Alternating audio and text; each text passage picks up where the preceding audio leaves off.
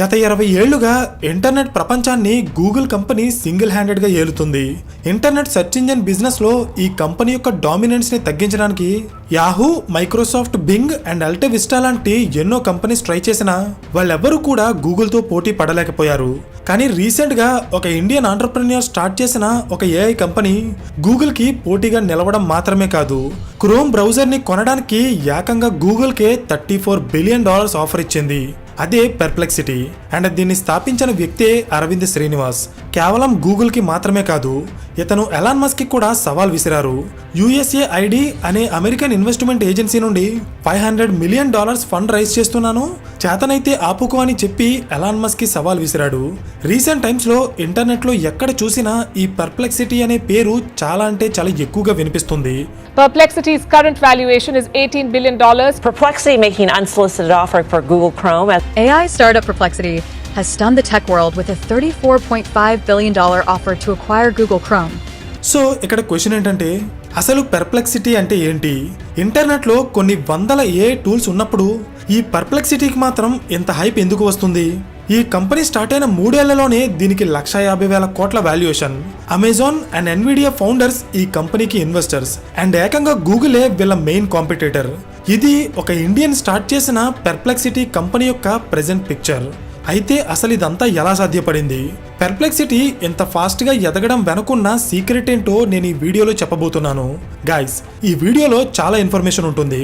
Google search ఇంజిన్లో ఉన్న కొన్ని ప్రాబ్లమ్స్ని ఐడెంటిఫై చేసి దాన్ని సాల్వ్ చేయడం ద్వారా అరవింద్ శ్రీనివాస్ $1 బిలియన్ బిజినెస్ని ఎలా బిల్డ్ చేశారో స్టెప్ బై స్టెప్ చెప్తాను, జాగ్రత్తగా వినండి. So let's begin. Hello everyone, welcome to today's video and this is your friend Surya. పెర్ప్లెక్సిటీని స్థాపించిన అరవింద్ శ్రీనివాస్ ఒక భారతీయుడు. ఇతను చెన్నైలో పుట్టారు. అరవింద్ చిన్నప్పుడు తనకి ఎలాంటి అంబిషన్స్ ఉండేవి కాదు, కానీ వాళ్ళ మదర్కి ఒక అంబిషన్ ఉంది. అదేంటంటే ఎప్పటికైనా తన కొడుకుని IIT మద్రాస్లో చదివించి ఒక మంచి పొజిషన్లో చూడాలనేది ఆవిడ కోరిక. సో తన మదర్ యొక్క డ్రీమ్ని ఫుల్ఫిల్ చేయడానికి అరవింద్ కష్టపడి చదివి ఫైనల్గా IIT మద్రాస్లో సీట్ తెచ్చుకున్నారు. కానీ ఇక్కడే ఒక ప్రాబ్లం వచ్చింది. అరవింద్కి కంప్యూటర్ సైన్స్ అంటే ఇష్టం, కానీ IIT ఎంట్రన్స్లో తక్కువ స్కోర్ రావడం వల్ల తనకి కంప్యూటర్ సైన్స్లో కాకుండా ఎలక్ట్రికల్ ఇంజనీరింగ్లో సీట్ వచ్చింది. కానీ నిరాశ పడకుండా ఒకవైపు ఎలక్ట్రికల్ ఇంజనీరింగ్ చదువుతూనే ఖాళీ టైంలో తనకి ఇష్టమైన computer science, machine learning and artificial intelligence సబ్జెక్ట్స్లో నాలెడ్జ్ పెంచుకునేవారు. ఫైనల్గా 2017లో అరవింద్ IIT మద్రాస్ నుండి గ్రాడ్యుయేషన్ కంప్లీట్ చేశాక ఈసారి తన ప్యాషన్ని ఫాలో అవుతూ అమెరికాలో ఉన్న యూనివర్సిటీ ఆఫ్ కాలిఫోర్నియా నుండి కంప్యూటర్ సైన్స్ ఇంజనీరింగ్లో PhD కంప్లీట్ చేశారు. అయితే ఆర్టిఫిషియల్ ఇంటెలిజెన్స్ అనేది ప్రెజెంట్ చాలా ట్రెండింగ్లో ఉంది. కానీ 2017 టైంకి ఈ సబ్జెక్ట్ని పెద్దగా ఎవరూ పట్టించుకునేవారు కాదు, దీన్ని టీచ్ చేయడానికి ప్రొఫెసర్స్ కూడా ఉండేవారు కాదు. కానీ అలాంటి టైంలోనే అరవింద్ శ్రీనివాస్ ఈ సబ్జెక్ట్ మీద నాలెడ్జ్ పెంచుకోవడం వల్ల ఫ్యూచర్లో తన సొంత కంపెనీని బిల్డ్ చేయడానికి ఇది ఎంతగానో యూజ్ అయింది. అది ఎలాగో చెప్తా చూడండి. PhD కంప్లీట్ చేసిన అరవింద్ శ్రీనివాస్ ప్రాక్టికల్ ఎక్స్పీరియన్స్ కోసం అప్పుడే స్టార్ట్ అయిన ఒక AI కంపెనీలో ఇంటర్న్షిప్ జాయిన్ అయ్యారు. అదే OpenAI. ChatGPTని కనిపెట్టింది ఈ OpenAI అనే కంపెనీయే. అయితే ఇప్పుడు ఈ కంపెనీ గురించి అందరికీ తెలుసు, కానీ 2019 టైంకి ఈ కంపెనీ ఎవ్వరికీ తెలీదు. అలాంటి టైంలో అరవింద్ శ్రీనివాస్ ఈ OpenAIలో ఒక ఇంటర్న్గా జాయిన్ అయ్యి అసలు AI tools, chatbots and generative AI మోడల్స్ని ఎలా డెవలప్ చేస్తారో క్లియర్గా నేర్చుకున్నారు. OpenAIలో ఇంటర్న్షిప్ కంప్లీట్ అయ్యాక తను డీప్ మైండ్ అనే మరొక AI కంపెనీలో 5 నెలల పాటు పనిచేశారు. డీప్ మైండ్ అనేది గూగుల్ యొక్క సబ్సిడరీ కంపెనీ. దీని తర్వాత తను డైరెక్ట్గా గూగుల్ కంపెనీలోనే 1 సంవత్సరం పాటు రీసెర్చర్గా పనిచేసి లార్జ్ స్కేల్ AI అప్లికేషన్స్ని ఎలా క్రియేట్ చేయాలో క్లియర్గా నేర్చుకున్నారు. ఇక్కడ మీరు గమనిస్తే ఇంటర్నెట్ బిజినెస్లో అలాగే AI ఫీల్డ్లో ప్రెజెంట్ టాప్ పొజిషన్లో ఉన్న 2 కంపెనీస్లో కూడా అరవింద్ శ్రీనివాస్ పనిచేశారు. అవే Google and OpenAI. OpenAI company 2022లో ChatGPTని లాంచ్ చేసింది. అంటే 2022 తర్వాతే మనందరికీ ChatGPT అంటే ఏంటో తెలుసు. కానీ అరవింద్ శ్రీనివాస్ 2019లోనే OpenAIలో పనిచేయడం వల్ల ఆయనకి మనకంటే ముందే ఈ ChatGPT గురించి ఐడియా ఉంది. సో ఇప్పుడు ఇదంతా ఎందుకు చెప్తున్నానంటే, అరవింద్ శ్రీనివాస్ OpenAI అలాగే గూగుల్ కంపెనీలో పనిచేసినప్పుడు Google search engine and ChatGPT ఈ 2 టూల్స్లో ఉన్న కొన్ని ప్రాబ్లమ్స్ని ఐడెంటిఫై చేశారు. ఆ ప్రాబ్లమ్స్ నుండే పెర్ప్లెక్సిటీ అనే కంపెనీ పుట్టింది. అది ఎలాగో చెప్తా చూడండి. ముందు గూగుల్ సెర్చ్ ఇంజిన్లో ఉన్న ప్రాబ్లమ్స్ ఏంటో చూద్దాం. మనం ఏదైనా ఒక విషయాన్ని గూగుల్లో సెర్చ్ చేసినప్పుడు గూగుల్ మనకి డైరెక్ట్గా ఆన్సర్ ఇవ్వకుండా మన ముందు మల్టిపుల్ వెబ్సైట్ లింక్స్ని ప్రెజెంట్ చేస్తుంది. మనం మాన్యువల్గా ఒక్కో లింక్ని ఓపెన్ చేసి అక్కడ ఉన్న డేటాని చదువుకోవాలి. అయితే ఈ లింక్స్ అయినా జెన్యూన్గా వస్తాయా అంటే నో. గూగుల్ మన ముందు పెట్టే లింక్స్ కూడా జెన్యూన్గా రావు. దీని వెనక ఒక బిజినెస్ ఉంటుంది. అదేంటంటే గూగుల్కి ఏ కంపెనీ అయితే ఎక్కువ డబ్బు పే చేస్తుందో ఆ కంపెనీ యొక్క link or product Google search ఇంజన్లో టాప్లో కనిపిస్తుంది. సింపుల్గా చెప్పాలంటే గూగుల్ మనకి డైరెక్ట్గా ఆన్సర్స్ ఇవ్వదు. ఆన్సర్స్ కోసం వెతికే ప్రాసెస్లో ఒరిజినల్ వెబ్సైట్స్ అన్ని కింద ఉంటే ప్రమోషనల్ వెబ్సైట్స్ అన్ని పైన కనిపిస్తాయి. ఈ విషయం తెలియని చాలామంది యూజర్స్ మెజారిటీ కేసెస్లో ప్రమోషనల్ వెబ్సైట్స్లోనే వాల్యుబుల్ టైం అండ్ మనీని వేస్ట్ చేసుకుంటారు. అర్థమైందా? గూగుల్ సెర్చ్ ఇంజన్లో ఉన్న మరొక మెయిన్ ప్రాబ్లం ఏంటంటే మనం ఇంటర్నెట్లో ఏం సెర్చ్ చేస్తున్నాం అనే డేటాని గూగుల్ తీసుకుని మన స్క్రీన్ మీద టార్గెటెడ్ యాడ్స్ని ప్లే చేస్తుంది. ఫర్ ఎగ్జాంపుల్, మనం గూగుల్లో ఏదో ఒక ప్రొడక్ట్ గురించి సెర్చ్ చేసి వదిలేశాక నెక్స్ట్ మనం ఇన్స్టాగ్రామ్ ఓపెన్ చేసినా, ఫేస్బుక్ ఆర్ యూట్యూబ్ ఇలా ఏ అప్లికేషన్ ఓపెన్ చేసినా మనం గూగుల్లో వెతికిన ప్రోడక్ట్ ప్రతి చోట మనకి స్క్రీన్ మీద కనిపిస్తూ ఉంటుంది. దీన్నే రీటార్గెటింగ్ అంటారు. ఇలా మన స్క్రీన్ మీద మళ్ళీ ఆ ప్రోడక్ట్ కనిపించేలా చేసి ఫైనల్గా దాన్ని కొనేలా చేస్తారు. సో ఇక్కడ మీరు గమనిస్తే గూగుల్ మన డేటాని యూజ్ చేయడం వల్లే ఇదంతా జరుగుతుంది. అయితే ఇప్పుడు మనం చెప్పుకున్న ఈ 3 పాయింట్స్ కూడా గూగుల్ సెర్చ్ ఇంజిన్లో ఉన్న main problems. Next, ChatGPT. Recent టైమ్స్లో మనం ఏదైనా ఒక విషయాన్ని తెలుసుకోవడానికి గూగుల్ తర్వాత అత్యధికంగా యూజ్ చేస్తున్న అప్లికేషన్ ChatGPT. అయితే అరవింద్ శ్రీనివాస్ ఓపెన్ ఏఐలో పనిచేస్తున్నప్పుడు ఈ ChatGPTలో ఉన్న కొన్ని ప్రాబ్లమ్స్ని నోటీస్ చేశారు.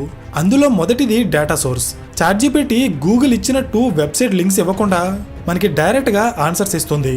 అయితే ఈ ఆన్సర్స్ ఎక్కడి నుండి ఇస్తుంది అండ్ అవి కరెక్టా కాదా అనేది కూడా ఎవ్వరికీ తెలీదు.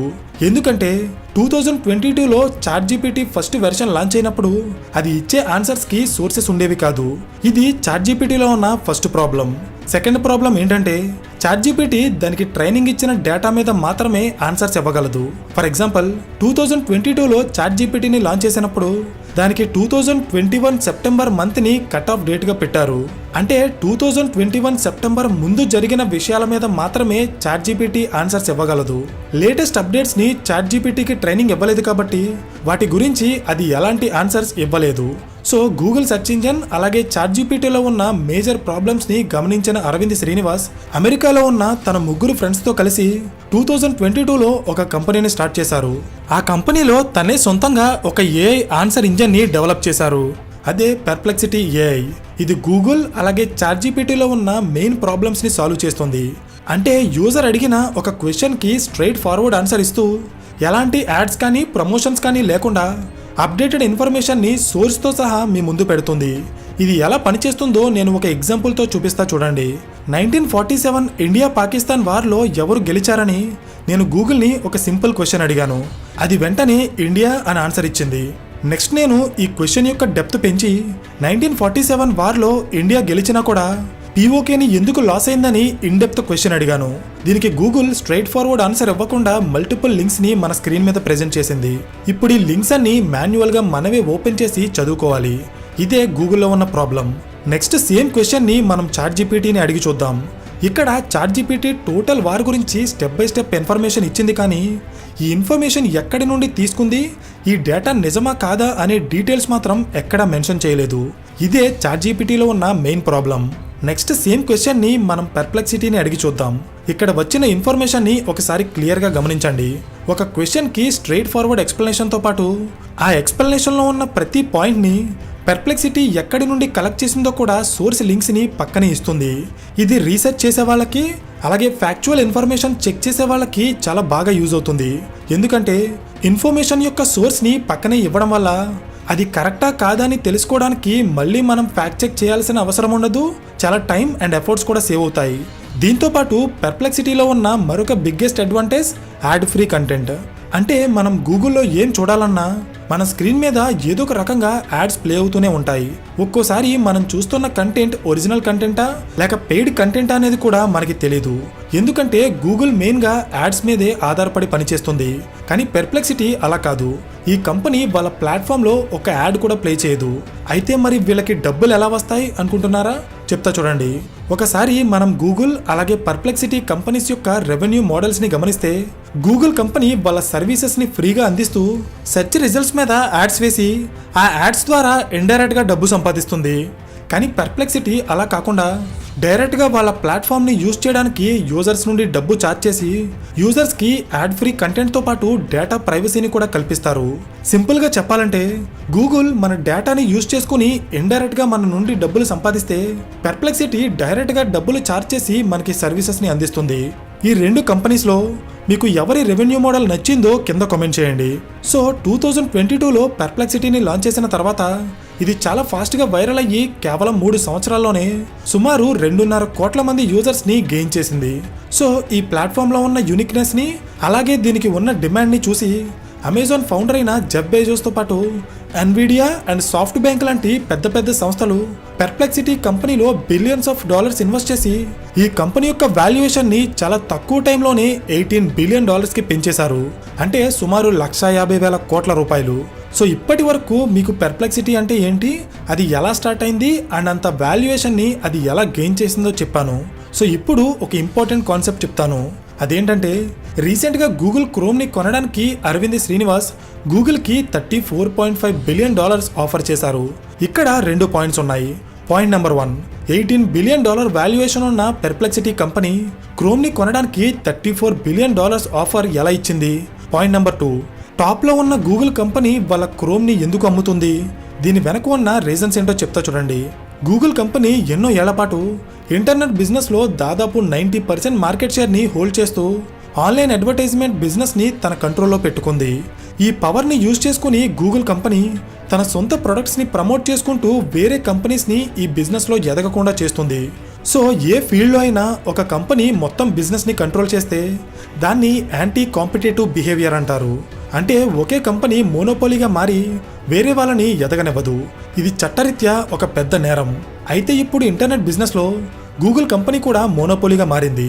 సో ఇది గమనించిన అమెరికన్ డిఓజే అంటే డిపార్ట్మెంట్ ఆఫ్ జస్టిస్ గూగుల్ యొక్క మోనోపోలీని తగ్గించడానికి కొన్ని ప్రపోజల్స్ తీసుకొచ్చింది. అందులో ఒకటి గూగుల్ తన దగ్గర ఉన్న క్రోమ్ బ్రౌజర్ని అమ్మేయాలి. అలా చేస్తే గూగుల్ యొక్క డామినెన్స్ తగ్గుతుంది. ఈ టాపిక్ మీద నేను ఆల్రెడీ ఒక డీటెయిల్డ్ కేస్ స్టడీ చేశాను. ఆ వీడియో చూస్తే మీకు గూగుల్ని ఎందుకు విడగొట్టాలనుకుంటున్నారో క్లియర్గా అర్థమవుతుంది. వీడియో లింక్ని ఎండ్ కార్డ్స్లో ఇస్తాను, ఒకసారి చెక్ చేయండి. అయితే క్రోమ్ బ్రౌజర్ని అమ్మేయాలి అనేది కేవలం ఒక ప్రపోజల్ మాత్రమే. కానీ దీన్ని పర్ప్లెక్సిటీ కంపెనీ ఒక పబ్లిసిటీ ఆపర్చునిటీగా తీసుకుని వాళ్ళ కంపెనీని ప్రపంచం మొత్తం తెలిసేలా చేయడానికి వాళ్ళు గూగుల్కి $34 బిలియన్ ఆఫర్ ఇచ్చారు. ఇలా ఒక చిన్న కంపెనీ గూగుల్కి ఆఫర్ ఇవ్వడం వల్ల గూగుల్కి ఏం కాదు, కానీ ఈ చిన్న కంపెనీకి మాత్రం చాలా పబ్లిసిటీ అండ్ యూజర్ అటెన్షన్ వస్తుంది. సో దీని వెనుకున్న లాజిక్ ఏంటో మీకు అర్థమైంది అనుకుంటున్నాను. ప్రెజెంట్ పర్ప్లెక్సిటీ కంపెనీ ఎక్కువ మంది యూజర్స్ని గెయిన్ చేసే పనిలోనే ఉంది. అందుకే రీసెంట్గా వాళ్ళు ఇండియాలో ఉన్న ఎయిర్టెల్ కంపెనీతో కొలాబరేట్ అయ్యి ఎయిర్టెల్ యూజర్స్ అందరికీ పర్ప్లెక్సిటీ సబ్స్క్రిప్షన్ని 1 ఇయర్ పాటు ఫ్రీగా ఇస్తున్నారు. ఇలా చేయడం వల్ల ఇండియాలో ఉన్న కొన్ని కోట్ల మంది ఎయిర్టెల్ యూజర్స్ ఇండైరెక్ట్గా పర్ప్లెక్సిటీ ఫ్రీ సర్వీసెస్కి అలవాటు పడి ఫ్యూచర్లో వాళ్ళ పెయిడ్ కస్టమర్స్గా మారతారు.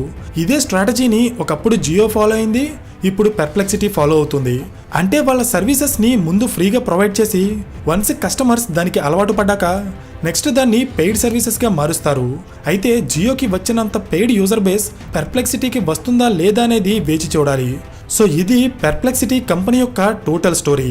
అయితే వీడియో ఎండ్ చేసే ముందు మీకు ఒక క్లారిటీ ఇవ్వాలి. పర్ప్లెక్సిటీని స్టార్ట్ చేసింది ఒక ఇండియనే, కానీ ఇది మాత్రం ఒక ఇండియన్ కంపెనీ కాదు. ఎందుకంటే అరవింద్ శ్రీనివాస్ ఈ కంపెనీని ఇండియాలో కాకుండా అమెరికాలో స్థాపించారు. సో ఈ కంపెనీ ఇండియా నుండి డబ్బు సంపాదిస్తుంది, కానీ ఇండియన్ గవర్నమెంట్కి డబ్బులు పే చేయదు. ఏదేమైనా ఒక ఇండియన్ స్థాపించిన కంపెనీ గూగుల్కి పోటీగా నిలబడిందంటే అది అంత చిన్న విషయం కాదు.